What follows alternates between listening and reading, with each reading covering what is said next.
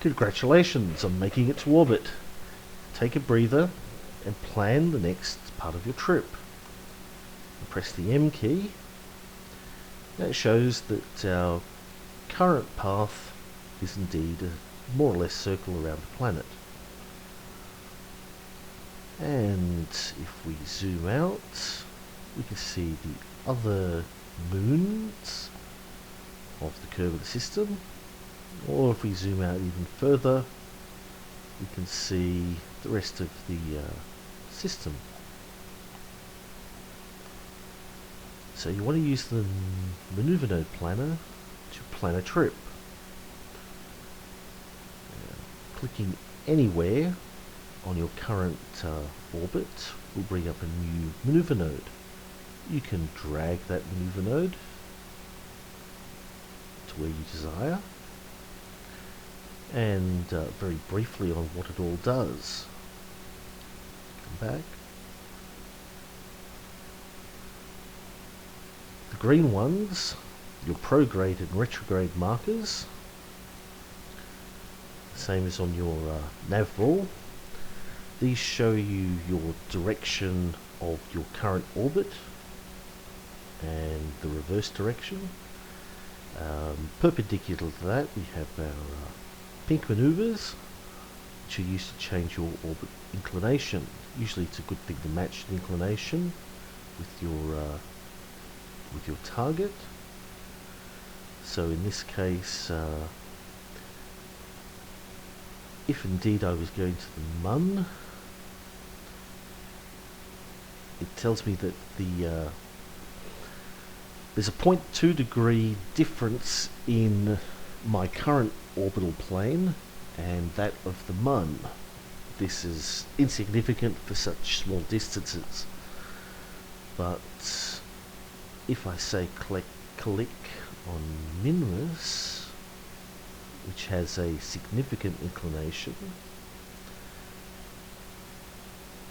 we can see that 6.1 degrees, and we will miss the moon entirely most of the time. So going back to our maneuver node, if I put it on the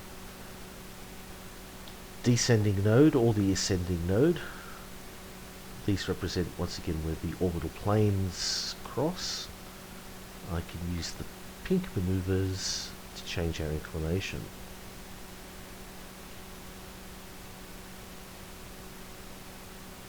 And just visually,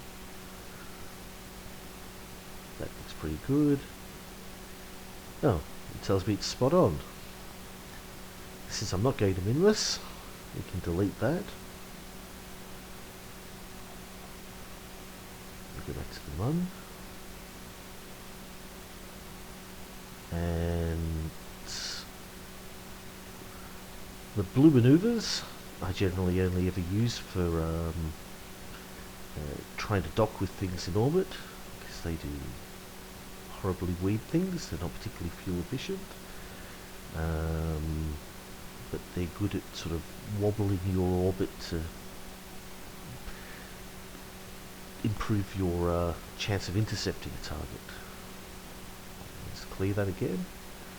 So let's go to the Mun this time. Since our planes are matched, I need to increase my orbital velocity, so I will stretch out the prograde marker until it reaches the orbit of the Mun. Notice it is affecting the opposite side of our current orbit. Everything's on the opposite side. And this marker here tells us our closest approach, 21,000 kilometers, which is not very close. I can rotate that around. Now, when we get to this point here, the Mun, is over here.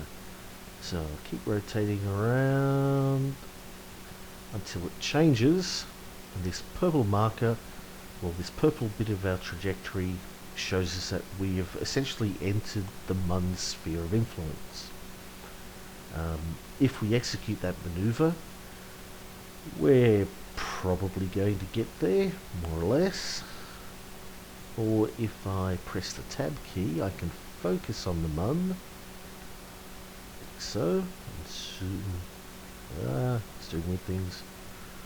Focus on the mun, and we can actually see how our trajectory interacts with it in much closer detail.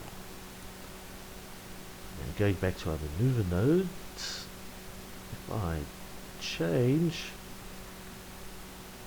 the amount I'm accelerating to prograde, you can see how it changes our interaction with the mun. In this case, we're flying by about 117 kilometers. This way will take us in the same rotational direction as the mun. The other way is in an opposite sort of direction. When we get to the closest point, if we decelerate, we can put ourselves into actual orbit around the mun.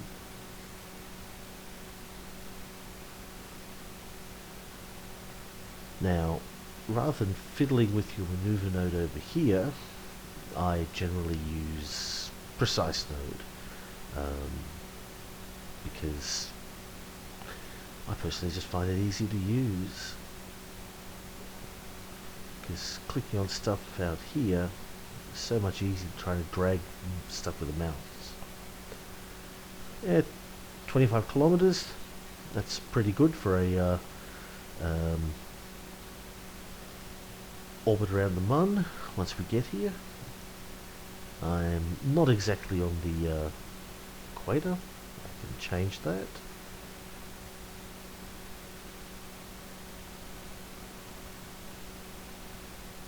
Click.